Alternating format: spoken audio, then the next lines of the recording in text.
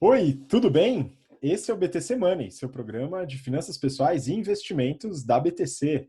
Meu nome é Gustavo Habib, eu sou instrutor de Soft Skills e Marketing pela BTC e no episódio de hoje do BTC Money a gente vai falar sobre como se preparar para as principais certificações do mercado financeiro. Na semana passada eu infelizmente não estava, ou felizmente, né? Estava numa pequena mini férias, né? Mas o Marco e o Rafael, meus colegas de bancada, tocaram aqui no episódio falando sobre as principais características aí das certificações do mercado financeiro, abordando CPA 10, CPA 20, CEA, CGA, CFA, CFP, Ancor, enfim, as principais certificações. Talvez eu tenha pulado alguma, mas vale a pena você dar uma olhada, voltar lá no episódio, tanto no YouTube como no BTC Cast, nos seus principais podcasts aí que você acompanha. E agora a gente vai falar sobre a preparação para essas provas, comentar um pouco sobre o currículo, né, as disciplinas e os temas abordados e também sobre custos das provas e mais alguns detalhes. Então, fica atento, o episódio vai ser bem bacana para você, principalmente você que está buscando aí alguma certificação no mercado financeiro, quer se aprofundar aí nessa área. Bom, então, começando aqui apresentando o pessoal, Rafael Lopes, instrutor de risco e performance do nosso curso de mercado financeiro, GFP. Fala aí, Rafa.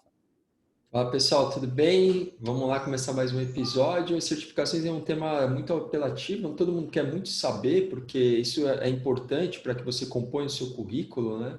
Pode fazer uma diferença ao longo da carreira profissional e algumas certificações têm um peso, uma relevância importante, então vamos falar um pouquinho delas, trazer um pouco mais de detalhes para vocês hoje. Muito bom. E também com a gente aqui, Marco Palhares, instrutor de investimentos do General Business Program, nosso curso de business. Fala aí, Marquinho. É isso aí, Habib. Muito obrigado. É sempre uma honra participar do BTC Money. Bem-vindo de volta às suas merecidas férias. E vamos que vamos ao nosso 38º episódio do BTC Money. Vamos lá, Habib.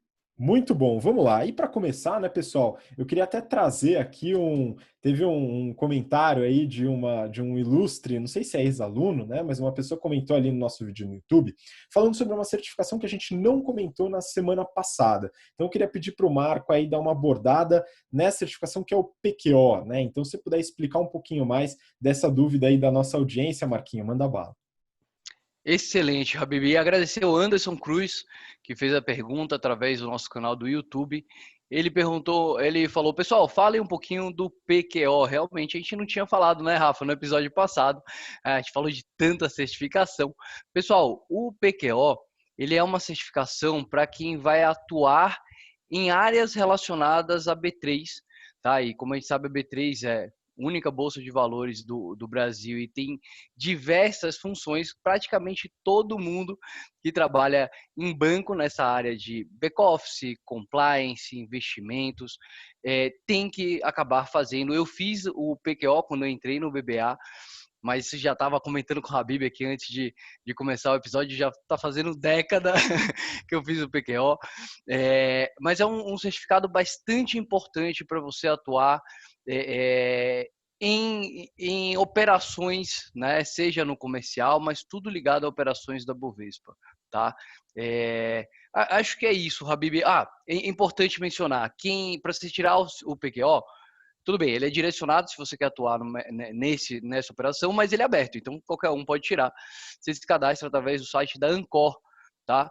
É a mesma estrutura lá do que certifica os agentes autônomos que o Rafa daqui a pouco vai trazer um pouquinho mais para a gente. Boa, Obrigado pela muito pergunta, bom. Anderson. Obrigado, Anderson. E bom, vamos falar então das certificações, né? A gente comentou na semana passada, né? Vocês conversaram e bateram um bom papo sobre as características, né? E para que servem, né? Principalmente os objetivos das certificações, todas comentadas.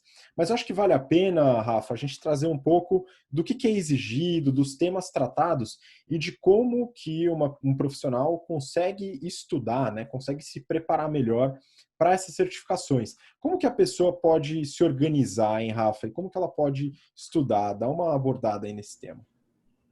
Tá bom. Bom, eu vou começar falando de uma certificação que é bastante conhecida, né, e que desperta o interesse de muitos profissionais, que é o CGA. O CGA é uma certificação da Ambima, né?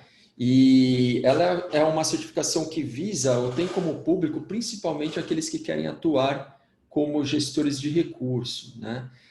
Para fazer essa prova, o custo dela para associados, quem são associados? São aqueles profissionais que já trabalham em instituições financeiras associadas à Anvima. O custo é de R$ 549. E para profissionais não associados, o custo é de R$ 659. E essa prova é dividida em dois módulos, né?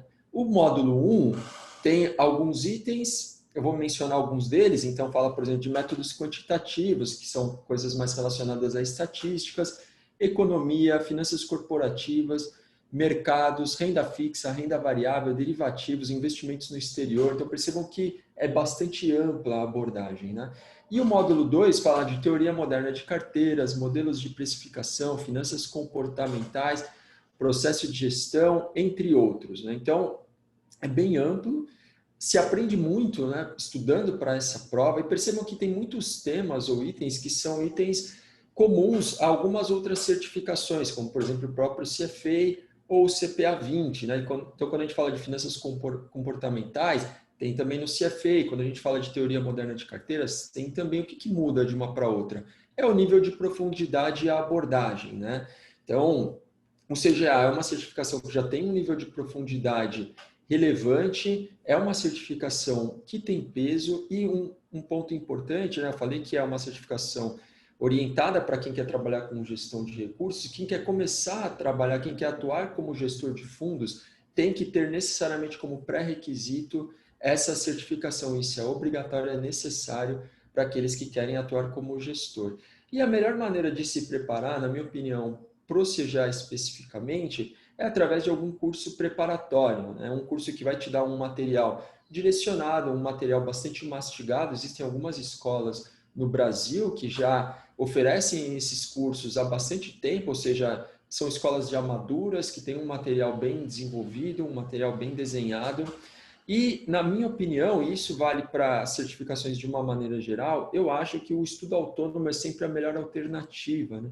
Por que isso? Porque eu acho que entre você dedicar 3 horas a um estudo autônomo, né, em que você escolhe um tema do currículo e se dedica na sua casa, né, ou num tempo livre, rende mais do que um estudo através de uma aula, né? Ou seja, você acompanhar uma aula presencial para a certificação especificamente. Então, eu acho que dentro desses cursos preparatórios, o que tem de mais valioso é o próprio material, ou seja, os livros que você recebe e todo o conteúdo relacionado a simulados e testes, né? Então, existem estatísticas que falam, por exemplo, que para cada X número de questões que você faz a mais, né, que você simula, que você treina, a sua chance de aprovação também aumenta em um Y percentual, um valor, ou seja, você consegue aumentar bastante a probabilidade de aprovação nos exames, caso você faça bastante exercício. E isso você consegue acessar também via os cursos preparatórios, né? E aí a aula, eventualmente gravada, né, ou uma aula presencial, você deixaria mais como um complemento, ou seja, aquela matéria que você eventualmente tem mais dificuldade, mas eu acho que o direcionamento tem que ser para o estudo autônomo, tá? É uma certificação que tem peso, vale a pena se dedicar, e eu acho que um período entre 3 e 4 meses de dedicação bastante séria é o suficiente para que você seja aprovado nesses dois módulos. Pô, muito bom. Sabe uma coisa que eu estava pensando, até queria ouvir do Marco, né? Talvez semelhante com vestibulares concorridos, né? Onde a prática faz muita diferença, né? Existe a questão do nervosismo na prova, né? Isso daí também é levado em consideração, então acho que da parte que toca um pouco mais as minhas disciplinas aqui na BTC, né? Um pouco mais de preparação pessoal, soft, para a pessoa ficar um pouco mais tranquila na prova, e essa parte que o Rafa comentou, eu acho, Marquinho, não sei você como você vê isso, mas eu acho que essa casca de você desenvolver várias questões e treinar com frequência deve ajudar bastante. Com certeza, Habib. A gente, lá aqui no BTC, a gente tem a metodologia de usar prática, cases reais, justamente porque é o que gera aprendizado, né? Eu tenho uma metodologia no aprendizado que é a 70-20-10, que a gente aprende 10% pela teoria, 20% ali olhando alguém fazer e 70% metendo a mão na massa, né? E aqui nesse caso, a gente está falando qual que é o objetivo? O objetivo é fazer uma prova. Nada melhor para se preparar para fazer uma prova do que efetivamente praticar a prova, né? Então, deixar lá sábado o período que você ia fazer a prova, né? Coloca aquilo lá travado, cronometra, faz, erra, revisa, principalmente, aprende onde errou.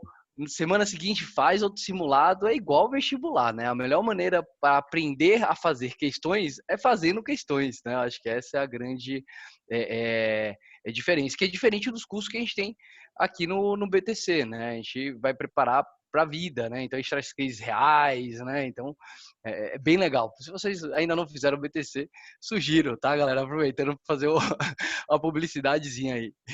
Não, muito bom, concordo com você plenamente, mas eu acho que é importante porque hoje em dia eu vejo, não especificamente para certificações financeiras, porque eu particularmente não acompanho tanto esse mercado, mas na disponibilidade de conteúdo hoje em dia, você vê muita gente aprendendo, né, e se desenvolvendo através de cursos online, através de vídeos, né, listas de vídeos no YouTube, por exemplo. Só que aqui você tem uma parte que falta muito, que é essa parte que o Rafael comentou, né, que são as simulações, que são os testes, as provas, a quantidade de questões que você de fato realiza, né, onde o aprendizado é bem diferente de apenas ver um vídeo de uma questão sendo resolvida ou de alguma teoria. Isso é muito importante.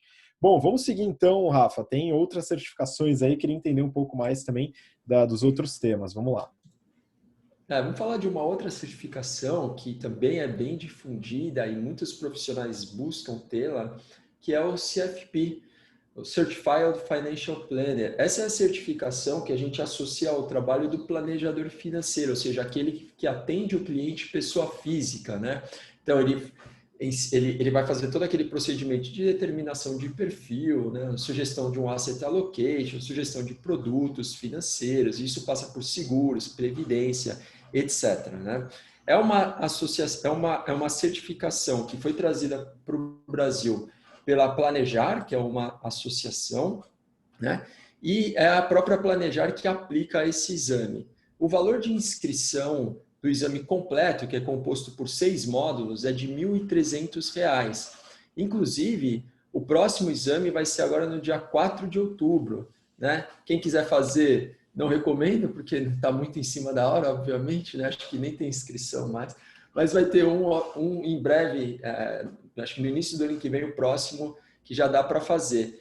E como ele é composto por 6 módulos, o profissional ele pode optar também por fazer o exame modular, ou seja, ele não precisa fazer os 6 módulos no mesmo dia. Ele vai estudando para cada um dos módulos e vai fazendo. A diferença é que no exame modular você também tem que pagar por cada módulo específico.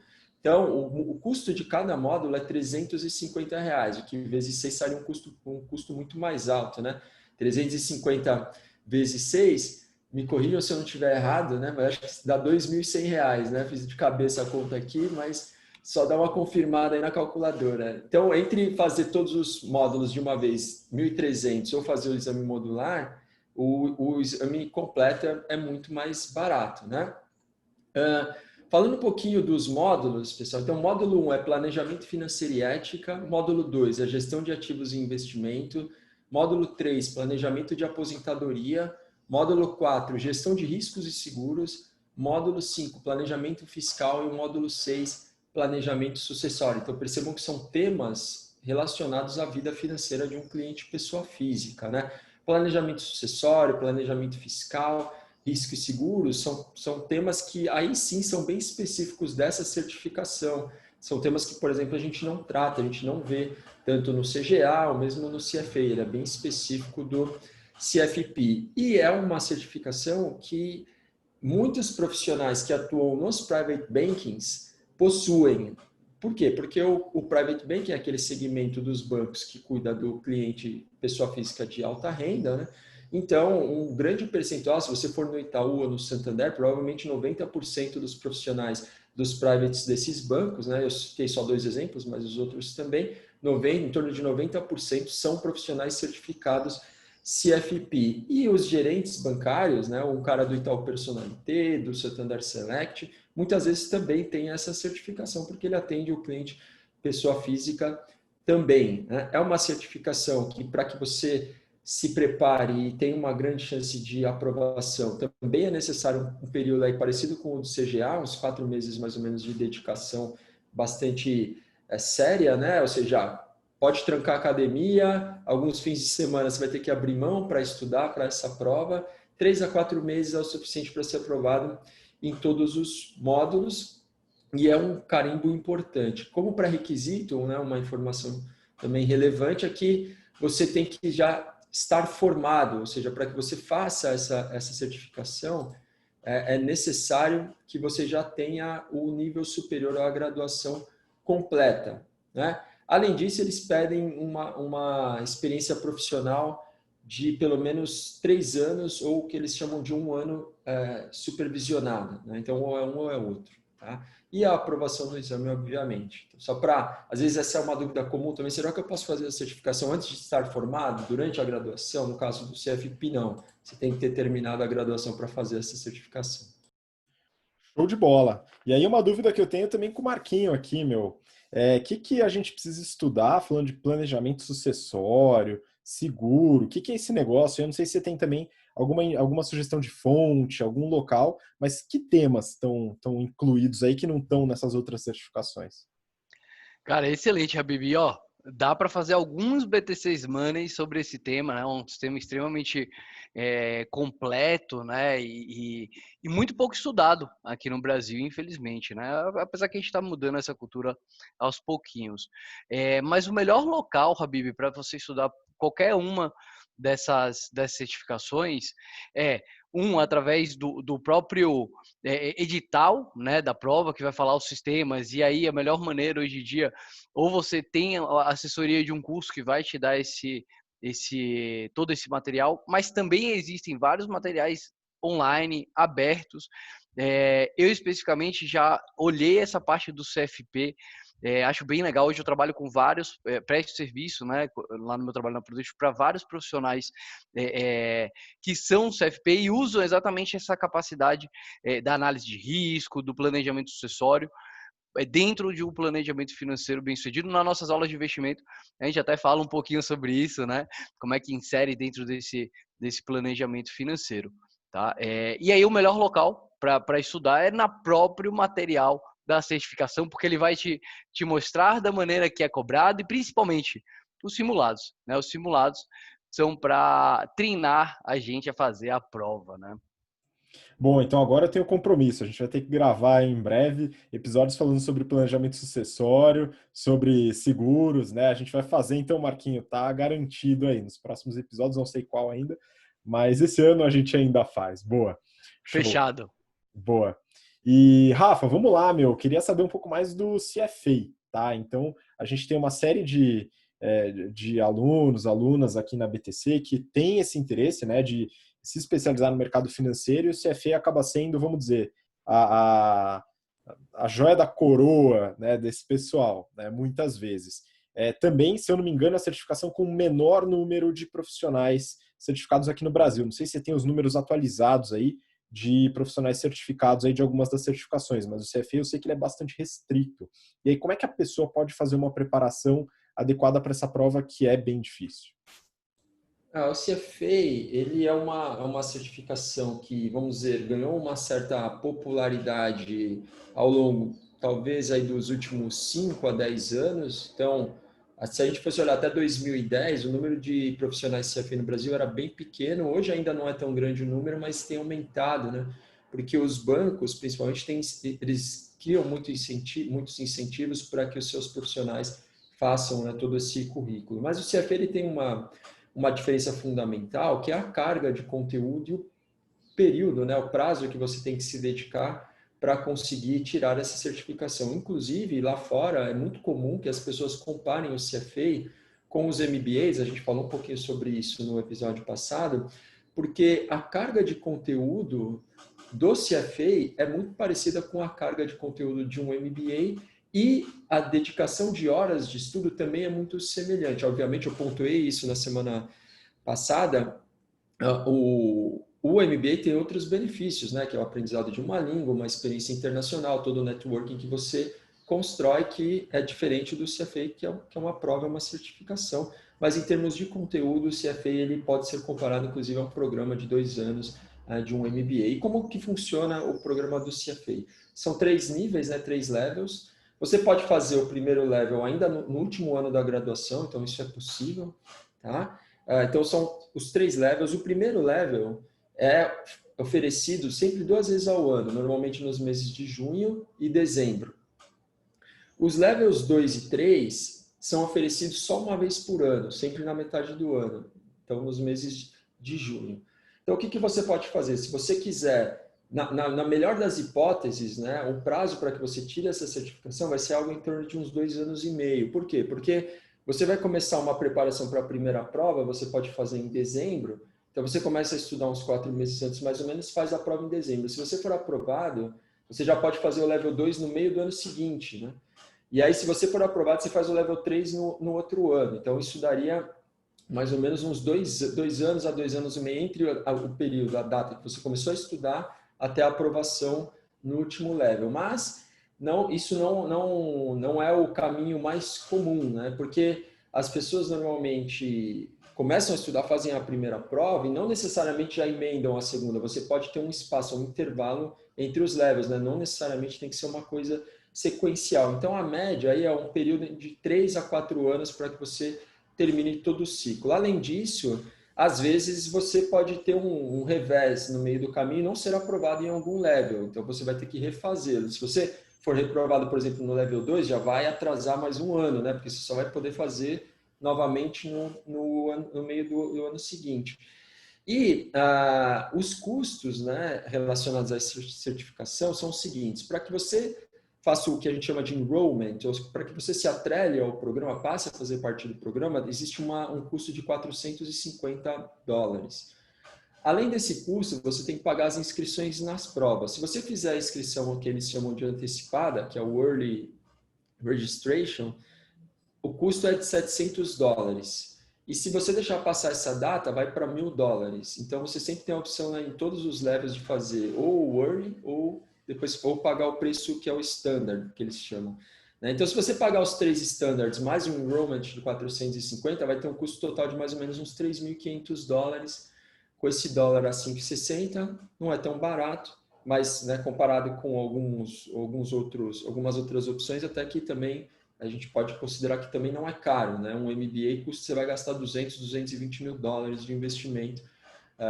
Então, comparado com $3.500, é praticamente um custo irrisório, E então o processo é esse. Qual é o conteúdo? O conteúdo do CFA, ele é extremamente amplo, Então, no level 1, alguns temas eles se repetem. Pode Rapidinho, falar. antes de falar, você falou dos custos que são altos, para a prova, comparado ao MBA, claro, muito mais baixo.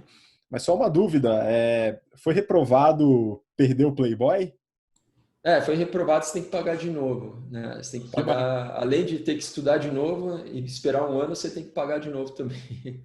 Então, estudem bastante para a primeira prova, para a primeira vez que for fazer, para já tirar da frente, Não ter Boa sugestão. muita dor de cabeça. E aí, quais são os temas, Sempre tem, nos 3 levels, tem o livro de economia. Então, você começa numa economia mais básica, e depois você vai evoluindo. Sempre o de ética e conduta, que é algo importante. A gente sabe que ética é fundamental para que os mercados, enfim, para que todo mundo financeiro funcione de forma adequada. Tem a parte de renda fixa e renda variável, que também começa no level 1 bem básico, mas depois você vai aprofundando bastante. Portfolio Management, Corporate Finance, tem a parte de Behavioral Finance, que é muito legal. E uma coisa interessante sobre o CFA é que quando você faz a inscrição, você tem direito ao material do curso, Então, você recebe um material na sua casa, eles te mandam por correio. E esse material é muito bom, pessoal, muito bom mesmo. Assim, toda a didática, a maneira que o conteúdo é organizado, é um material muito legal. Então, você tem a opção de se inscrever no curso e estudar, fazer um estudo autônomo em cima desse material. Só que ele é muito denso e tem muito volume. Então, qual que é uma alternativa para quem eventualmente trabalha muito, chega tarde em casa, não tem tanto tempo? É recorrer também a uma escola preparatória, algum tipo de curso preparatório. E aí, sem querer fazer nenhum tipo de propaganda, mas um que eu recomendaria, que eu sei que muitas pessoas fizeram e tiveram sucesso, é o Schweizer, né? É um curso preparatório que também já é oferecido há muitos anos. E a vantagem de fazer esse tipo de curso é que você também faz o estudo autônomo, mas é um estudo mais direcionado, né? O material é mais resumido, eles dão muita carga de simulado, questões que você pode utilizar para treinar em casa, né? Para se preparar para a prova. Então, eu recomendo que, principalmente para aqueles que têm menos tempo, recorram a um desses cursos preparatórios. Quem tem mais tempo, aí é até legal usar o material do CFA, porque como é um material super completo, é um material muito bom, vale a pena gastar um tempo maior, se dedicar e olhar para esse conteúdo, tá? E aí, Habib, depois só vale a pena a gente falar um pouquinho sobre o Caia também, mas aí eu passo a bola para vocês aí, para vocês fazerem alguns comentários. Boa, não, acho que é importante a gente sempre entender bem a ementa, né, que nem o Marco tinha comentado, e, de novo, fazer uma série de simulados que a prática acho que vai fortalecer. Eu não sei se o Marquinhos tem algum ponto aí para complementar. Tenho sim. Na época que eu tava lá no BBA, uns amigos foram tirar o CFA, eu falei, vou tirar também, né? Aí paguei, acabei não me dedicando o suficiente, porque saí do banco, fui abrir uma corretora, enfim. E aí, pessoal, o Rafa tá falando assim, você faz em 2 anos e meio, o quê? Quando chega o material do CFA na sua casa, pessoal, vocês não estão me vendo, o pessoal do podcast, mas quem tá aqui no YouTube assistindo tá vendo, cara, uma caixa de livro, é conteúdo pra caraca, tudo em inglês, né? Então, se já não é usual, né, o vocabulário, que dirá em outra língua, tem que se preparar bastante, mas é um certificado que vale muito a pena. A gente falou dele no BT Semana passado. Na minha opinião, ele é o máximo que se pode atingir aí em certificação, né? E aproveitando, Habib, no BT Semana passado eu tinha dado um dado que existiam mais de 300 mil CPA 10, né, aqui no Brasil. Realmente tem mais, né? Aí eu trouxe um número um pouquinho mais atualizado, são por volta de 420 CPA 10 aqui no Brasil. CPA 20 são algo em torno de 150 mil. O CEA, que o Rafa comentou mais cedo, é 8.600. E o CGA, que o Rafa comentou mais cedo, de gestor, 3.700 pessoas que têm essa certificação. E o último dado que eu encontrei aqui do CFA está falando em pouco mais de 1.000 CFAs aqui no Brasil, que mostra a dificuldade, tá? Exatamente, é um certificado bastante restrito ainda, né? Dado o custo e a dificuldade de você ser aprovado aqui, né? Então temos um desses 1.000 aqui no nosso BTC Money, olha que beleza. Mas vamos lá então, Rafa, continua aí, vamos falar da última certificação aí que vale a pena comentar a forma de preparação. Tá. Só também como uma informação adicional sobre o CFA, normalmente o índice de aprovação é em torno de 40% por cada prova, tá? E depois que você for aprovado, você tem que pagar uma taxa anual, uma anualidade de mais ou menos $275, sempre no meio do ano. Não é também tão caro, mas, né, ao longo de 50 anos de vida, você vai pagar bastante taxa, mas vale a pena para você manter a siglazinha lá no seu CV, né, no seu currículo. Agora eu entendi Bom, por que você pediu aumento quando o dólar subiu. Beleza, continua. vamos mudar nosso salário para o dólar, né? Bom, vamos falar a última certificação que eu queria trazer para vocês comentar é o CAIA, pessoal. O CAIA é uma certificação principalmente para aqueles que querem trabalhar com investimentos alternativos, né? E essa certificação ela é um pouquinho ainda menos difundida no Brasil, né? O Marquinho falou que a gente tem mais ou menos 1.000 CFAs. O CAIA, o número é menor, eu não sei quanto é, mas com certeza é bem menor, porque é uma certificação que exige muita dedicação também, e é uma certificação que tem bastante valor. Mas como normalmente os profissionais hoje focam mais no CFA, acaba que fazer as duas é demais, né? Então, no Brasil hoje ainda se olha mais para o CFA e alguns profissionais de áreas específicas eventualmente olham para o CAIA. Mas eu vou trazer algumas informações e eu tenho certeza que vocês vão ficar interessados, ó. O CAIA é um exame que tem 2 levels, né? O level 1 e level 2. Se você faz o registro antecipado, $1.150 por prova e depois $1.250, né, se você deixa passar a primeira data. E para você também se registrar no programa, né, que é um Program Enrollment, $400. Então, o custo do Kaya acaba sendo elevado também, apesar de serem só 2 provas, né, porque é mais alto que o CFA, 1.150 o Early e o padrão 1.250. Tá? A próxima prova do Kaya vai ser no dia 22 de fevereiro de 2021. Tá? E qual que é o conteúdo? Olha que interessante. Né? Como é uma certificação que lida com investimentos alternativos, os temas são padrões profissionais e ética, isso é um ponto comum de todas as certificações, né? Mas olha os outros. Hedge funds, então você tem um conteúdo grande direcionado só a hedge funds, private equity, introdução aos investimentos alternativos, produtos estruturados e ativos reais. Né? E aí aqui, dentro de ativos reais, o que entra? Real estate, que são os imobiliários, né? Recursos naturais e terra, commodities. O Habib já tá se animando já, né? Já entrei no site e comecei a procurar já, viu?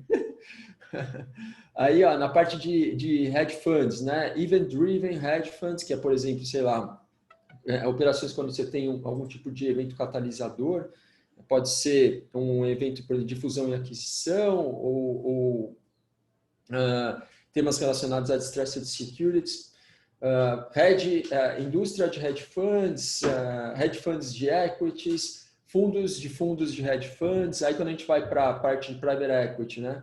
Tem private credit, private equity funds, private equity assets.